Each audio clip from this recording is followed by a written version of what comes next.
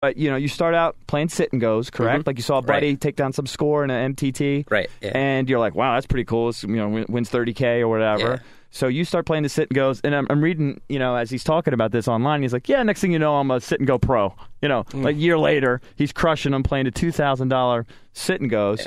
Then you make the transition to the cash games on, I guess, advice of a friend. Yeah. Did you struggle at all? Let me back it up a second. As far as the sit and goes go, you jump right into them, and I'm guessing you figure out a mathematical way to beat the sit and go, or was it just a thing you had a knack for beating the sit and goes? I studied it a lot at first. At first I put in $50 and lost pretty quickly because I was playing like $20 sit and goes on $50. And then my friend that had won, he told me to get some books. Like that's how he'd learned. So I picked up some poker books. Some were bad, but I found a couple like of the 2+2 books. Mm-hmm. They were pretty good, and that's how I found 2+2 forums. Right. And so there's like a sit and go forum there, and people discuss strategy. So I just started to like learn about it that way. Started building up my bankroll, like $10 sit and goes. And are you posting on 2+2, by the way? Because I know for a fact I've posted like 3 times. I'm scared to death of the flaming. Yeah, you're definitely intimidated. Yeah. Well, you're like a genius. You're not going to ask a retarded question. A guy like me, he's going to ask a retarded question. A few of my friends who have wanted to start learning or like started posting, I'm like, register, like watch, observe for like a month or 2 months before you post. Yeah. Because they'll kill you immediately. Especially if it's your first post. There's a lot of pressure on your first post. You know what you got to do with your first post? What I've done is you ask like, what monitor should I buy? You know what I mean? That's a safe question. Yeah. How do I set up the dual monitors? They can't kill you too much for that. Yeah. So then you jumped into the cash game after you dominated the sit and goes? Yeah, after like a year and a half, my friend Peter Jetton was playing. He was a sit and go player that moved to cash games, told me there was a lot more money there. And so I started playing 5-10 no limit. Just jumps right in. He's never even had to struggle with the $50 game like a boy. Like, I had the bankroll for it, but I didn't really have the experience. But the games were really soft back then, like Party 5-10 a couple years ago or whenever it was. What did you have in your account when you jumped into the Party 5-10 game? I had like 100,000. Oh, wow. That's strictly from sit and goes. Right, so that's plenty for 5-10. For the average person, how many buy-ins do you recommend that they have? Like 100 buy-ins if you're going to just like multi-table cash games? I think that 50 is fine as long as you are willing to step down if you lose, 20. Right. Some people have a lot of trouble with that, and if you have a lot of trouble with that or tilt issues, if you lose too much of your roll, then definitely have 100. Right. But I think 50 is fine, and even if there's a really good game, you can take a shot with 25 as long as you're ready to step down. I have 100 buy-ins and I lose 5 and I go into a panic. Right, yeah. Yeah, because I'm a nit.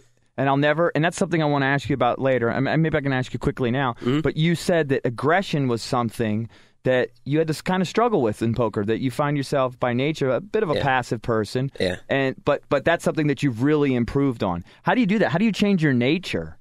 It's tough. I don't really change my nature, but what I do is I practice being aggressive, look at hands after the fact, and basically analyze, because whether you're an aggressive or passive person by nature, that's your style, you can still look at a hand and kind of make sense of what the best play probably is. Right. And when that's the aggressive play, you have to kind of just force yourself to make the right play. Yeah. So I do the best I can, like during the hand, to just logically think about it rather than do what I want to do. Right. And then after, do the same thing. Right. So what year was this when you jumped into the 5-10 no limit games? It must have been, it was a year and a half in. I've been playing almost 5 years. A year and a half in, are you even going to class anymore at that point? You got 100K in your roll. Have you cashed out any? That was right about the time. No, I didn't really cash. I cashed out a little bit. What'd you buy? Come on, you bought something. No, I haven't. TV. No. Big screen. I ordered food every night in college. Right. That's big spending to my friends in college. Did you buy like clothes or bar something? Tabs, Impress I checks imagine. Or something? Bar tabs? Nothing? Nothing really, no. Oh my God. Yeah. That was actually right around when I dropped out, I think, if I'm remembering right. Do you tell your parents right away when you drop out? What happened was right when I turned 21, I decided to take a trip with 2 of my friends to Tunica, Mississippi, where there was a WPT event and a World Series circuit event. Right. And because I just turned 21, I wanted to play. So I played in both of those. Actually cashed in the circuit event, but like the lowest spot that cashed, so I broke even. I think I made $22,000 for that, and then but my buy-ins were $10,000 each. Could you handle the chips? Did you even feel comfortable with that? I was okay. I didn't shuffle chips or anything, but But at least you weren't shaky, and you at least could throw them in the pot reasonably, decently. Yeah, because there is something to be said for that, right? There's Definitely. a skill to that, and there's an intimidation factor. Absolutely, when you see huge. people. Yeah, table presence. And so then I came back, and I kind of missed the first week of classes to go do that, and I figured when I come back I'd make it up. But I'm not really the kind of guy that like goes to all my professors and You don't go to office hours? Yeah, I'm not really proactive about things like that. So Because you're lazy. Yeah, so I ended up just realizing I wasn't going to make up the work, and so I told my parents, and I did mean this at the time, that I was just going to take a semester off and see how poker went, and then go back next semester. But see, that's what everybody does. They tell their parents, I'm going to take a semester off, but then, and then they usually... You know what they're doing? They're travel, bartending at Applebee's. Yeah, exactly. They try to go find themselves. Trust me. Then they have nothing going on. But Phil here, I mean, freaking one of the best poker players in the world. Sick. Yeah, so far it worked out okay. Now your dad, though, even though he's disappointed because he values education and everything, he also, I know from taking statistics class in college, they use like poker as an example for a lot of these problems, so he knows that poker can be beat. Yeah, a lot of parents don't. They say, all right, well, you've made a lot of money, take it out, you're going to lose it. Right. Yeah, so I was able to explain it to him, and he understood it perfectly. He definitely believed me that I was making money. Right. And he said, he wished I stayed in school, but if it was him, he would do the same thing. Really? Oh, I mean, that's all you can ask for then. Yeah. That's really nice to have supportive parents. Yeah, you got really great parents then. Yeah. Absolutely. Do you have brothers and sisters, by the way? Yeah, one of each. They're both younger. And then you don't, are they on the take? Not at all. None of them. Nothing? You don't buy them anything? No, I fly my brother out to visit me sometimes. That's cool. I don't know. My family's pretty well off. They don't need anything. Fine. They're still young. Also, my brother's in college now, but... Well, here's the real question. The Dang brothers... You're not white trash, see, that's all. Right. I'm white trash, so I would be hitting you up. The Dang brothers, they said their little brother, I think he's, 7th or 8th grade? Supposed to be a little beast. He's playing online. Yeah. Are your younger siblings playing online poker? No, neither of them are playing at all. He never has really wanted to play. I think he'd be pretty good, but I don't know. I don't really recommend it for a lot of people. It's too stressful. Yeah, it's a stressful life. I mean, I just play the 100 game, and I'm dying, and I'm losing, and it's not fun. Yeah, I mean, I'm doing as well as you could hope to do, and it's still stressful. Of course, you're listening to Mediocre Poker Radio, and we're joined in studio by World Series of Poker bracelet winner and high-stakes cash game specialist, Phil Gaffond. And I'm reading here, I mean, obviously there's a different thread about you on 2+2 every freaking day. Right. But here's a quote from you, and the thread is, Phil Gaffond is bluffing, and it says, there's a quote from you that says that you're actually sure you were a happier person before you started playing poker.